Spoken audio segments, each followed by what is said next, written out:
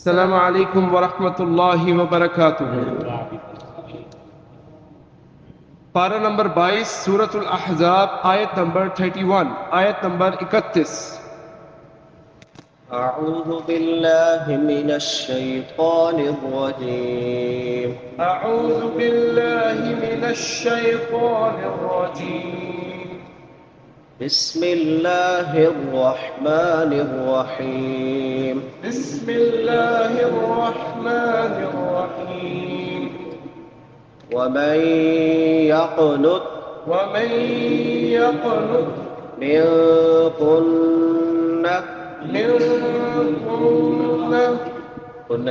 منكن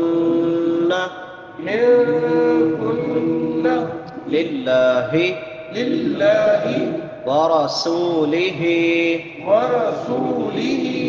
وتعمل صالحا نؤتها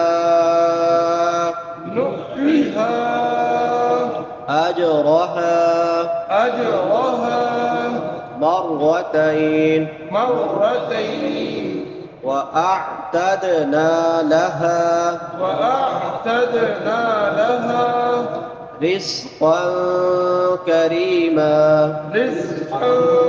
كريما ومن يقنت منكن لله ورسوله وتعمل صالحا نؤتها أجرها مرتين وأعتدنا لها رزقا كريما۔ أعوذ بالله من الشيطان الرجيم۔ ومن يقنت منكن لله ورسوله وتعمل صالحا نؤتها أجرها مرتين وأعتدنا لها رزقا كريما۔ جزاك الله بارك الله۔ ومن يقنت، نون ساکن کے بعد حروف یرملون میں سے کیا آ گئی ہے؟ تو یہاں پہ کیا ہوگا؟ ادغام مع الغنہ ہوگا۔ ومن یق، قاف موٹے حروف میں سے بھی ہے اور حروف قلقلہ میں سے بھی ہے، تو یہاں پہ قلقلہ کریں گے قاف پہ، یعنی اس کو ہلا کے پڑھیں گے۔ حروف قلقلہ کتنے ہیں؟ مجموعہ کیا ہے ان کا؟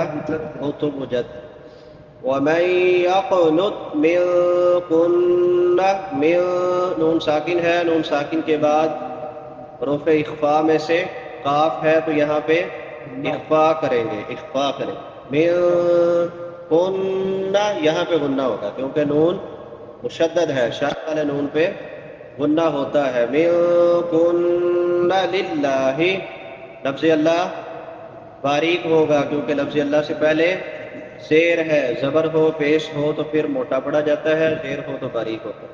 للہ ورسولہ، را پر پڑی جائے گی، سین سیٹی والے حروف میں سے، ورسولہ، سین کے بعد واو مدہ ہے، واو ساکن ما قبل ضمہ ہے، تو اس کو ایک الف کے برابر لمبا کر کے پڑھیں گے۔ ورسولہ، ہا بڑی ہا ہے، اقصی حلق سے، حلق کے آخری حصے سے جو سینے کے ساتھ ملا ہوا ہے۔ ورسولہ وتعمل، تا عین کہاں سے ادا ہوتی ہے؟ وسط حلق سے، حلق کے درمیان سے۔ وتعمل، حمزہ نہیں پڑھنا، تعمل نہیں پڑھنا، عین۔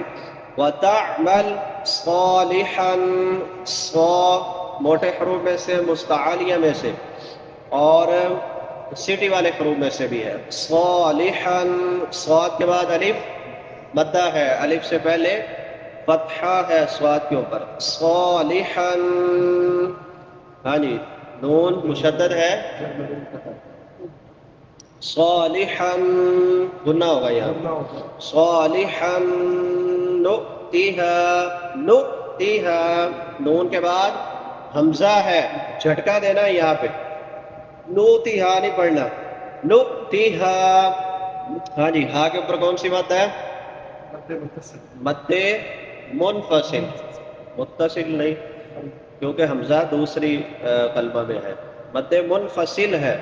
نؤتیہا اجرہا، جیم بھی حروف قلقلہ میں سے، اجرہا، را پر پڑھی جائے گی، ہا کے بعد الف مدہ ہے، مرتین، را بھی پر پڑھی جائے گی، اور تا کے بعد یائے مدہ ہے، یا نہیں یائے لین ہے، یائے لین ہے، یا ساکن ما قبل فتحہ ہے، اگر زیر ہوتی کسرہ ہوتا پھر مدہ ہوئی۔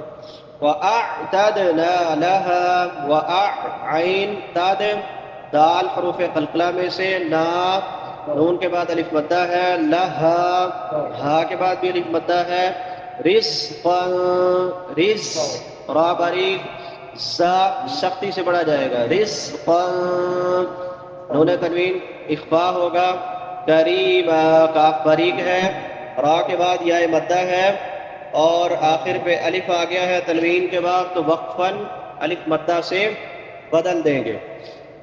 وَمَن يَقْنُتْ، اور جو کوئی فرما برداری کرے گی، مِنْکُنَّ، تم میں سے، للہ، اللہ کے لیے، وَرَسُولِهِ، اور اس کے رسول کے لیے، وَتَعْمَلْ، اور عمل کرے گی، صالحہ، نیک، نؤتیہا، تو ہم دیں گے اسے، اجرہا، اس کا اجر، مرتین، 2 بار، وَأَعْتَدْنَا، اور ہم نے تیار کر رکھا ہے، لہا، اس کے لیے، رزقاً کریما، باعزت رزق۔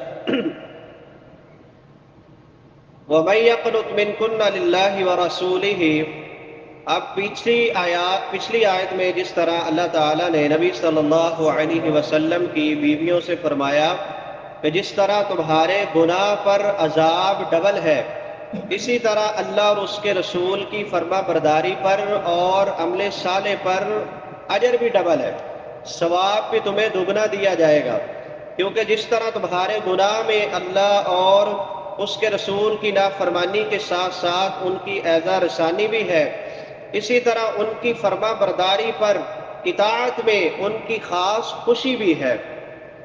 دوہرے گناہ اور دوہرے ثواب کی ایک وجہ یہ بھی ہو سکتی ہے کہ ازواج مطہرات امت کے لیے نمونہ ہے، یعنی انہیں دیکھ کر اگر کسی نے گناہ کیا تو اس کا وبال ان پہ ہوگا، اور اگر انہیں دیکھ کر کسی نے اللہ اور اس کے رسول کی اطاعت اختیار کی تو اس کا اجر بھی ان کو ملے گا۔ اور آگے فرمایا وَأَعْتَدْنَا لَهَا رِزْقًا كَرِيمًا، اب ازواج مطہرات کو اختیار دینے کے حکم کا باعث اس کی وجہ ان کا خرچے میں مطالبہ تھا کہ ہمارا خرچہ بڑھایا جائے، لیکن جب ان کو اختیار دیا گیا تو انہوں نے اللہ اور اس کے رسول کی فرما برداری کو ترجیح دی، تو اللہ تعالیٰ نے انہیں بشارت دیتے ہوئے، خوشخبری دیتے ہوئے فرمایا کہ تم میں سے جو آخرت کی طلب میں اللہ اور اس کے رسول کی فرما بردار رہیں اور وہ نیک عمل ساری زندگی کرتی رہیں، تو ہم نے ان کے لیے باعزت رزق جو ہے وہ تیار کر رکھا ہے۔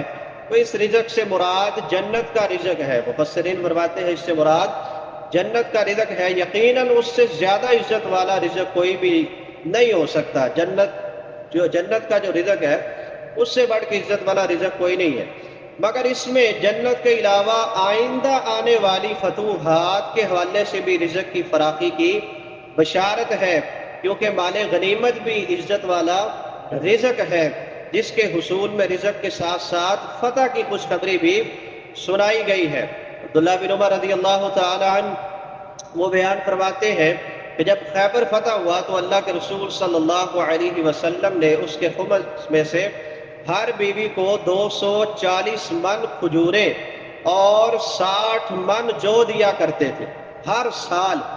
جب خیبر فتح ہوا تو ہر سال اللہ کے رسول اتنا رزق جو ہے خمس میں سے حصہ نکال کے اپنی بیویوں کو دیا کرتے تھے، 240 من کھجوریں اور 60 من جو، اور یہ وظیفہ آپ کی وفات کے بعد بھی جاری و ساری رہا۔ یہ الگ بات ہے کہ امہات المؤمنین رسول اللہ صلی اللہ علیہ وسلم کی تربیت کے نتیجے میں اسے آپ صلی اللہ علیہ وسلم ہی کی طرح اللہ کے راستے میں خرچ کر دیتی اور اسی زندگی پر قناعت کرتی جو انہوں نے اللہ کے رسول صلی اللہ علیہ وسلم کو دنیا پر ترجیح دیتے ہوئے اختیار کی تھی. یعنی انداز وہی رہا زندگی گزارنے کا جو اللہ کے رسول صلی اللہ علیہ وسلم کے ہوتے ہوئے ہوتا تھا. اگر اتنا مال آتا بھی تو وہ اللہ کے راستے میں صدقہ خیرات کر دیتی، اس کو خرچ کر دیتی. تو اس سے مراد یہ رزق بھی ہے اور جنت کا رزق بھی ہے. اللہ تعالیٰ صحیح معنوں میں حق بات کو پڑھنے، سمجھنے، عمل کرنے اور آگے پھیلانے کی توفیق عطا فرمائے. وآخر دعوانا ان الحمد للہ رب العالمین.